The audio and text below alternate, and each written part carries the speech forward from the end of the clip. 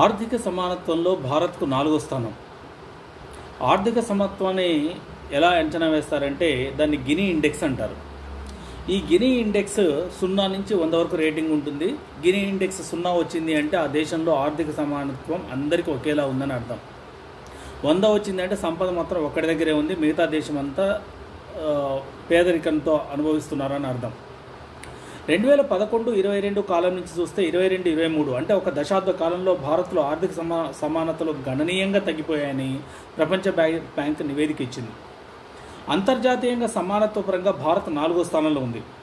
అత్యంత పేదరికం స్థాయి కూడా బాగా తగ్గిపోయిందని ప్రపంచ బ్యాంక్ నివేదిక తెలుపుతుంది. ఉత్తమ గినీ ఇండెక్స్ ఆధారంగా ప్రపంచ బ్యాంక్ సమానత్వాన్ని లెక్కించింది. సమానత్వం విషయంలో స్లోవాక్ రిపబ్లిక్ 24.1తో ప్రథమ స్థానంలో, స్లోవేకియా 24.3 స్థానంలో రెండో స్థానంలో, బెలారస్ 24.4 దేశాలు మొదటి 3 స్థానాలు ఆక్రమించాయి. ఆర్థిక అసమానతలు అతి తక్కువగా ఉన్న దేశాల్లో మొట్టమొదటి Slovak republic, Slovakia and Belarus. 4వ స్థానంలో 25.5 గినీ ఇండెక్స్తో భారత్ 4వ స్థానంలో ఉంది.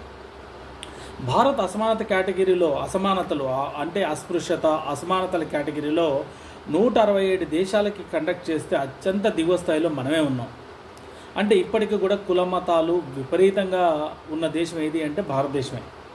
ఈ నివేదిక ప్రకారం గత దశాబ్ద కాలంలో 17.1 కోట్ల మంది పేదరికం నుంచి బయటకు వచ్చారు.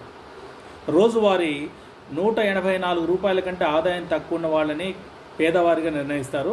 ఈ పేదవారి సంఖ్య భారతదేశంలో గణనీయంగా తగ్గిపోయింది. 17.1 కోట్ల మంది గత దశాబ్ద కాలంలో కటిక పేదరికం నుంచి బయటకు వచ్చారు. అంటే వీళ్ళ ఆదాయం కనీసం 200కు పైగా ఉంది. ప్రతి రోజువారీ ఆదాయం ప్రతి కుటుంబానికి 200కు పైగా ఉందని అర్థం. ఈ నివేదిక ప్రకారం $2.15 కంటే తక్కువ ఆదాయం ఉన్న వాళ్ళని పేదలుగా పరిగణిస్తారు.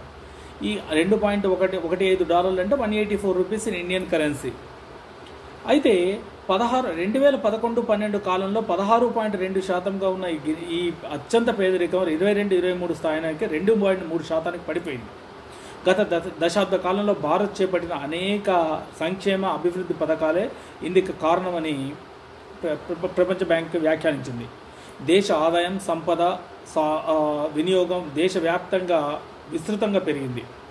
అన్ని కుటుంబాలు, వ్యక్తులు ఎంత తమ స్థాయిలో పంపిణీ అవుతుందన్న దాన్ని పరిగణనలో తీసుకుని 0 నుంచి 100 వరకు గినీ ఇండెక్స్ను లెక్కిస్తారు.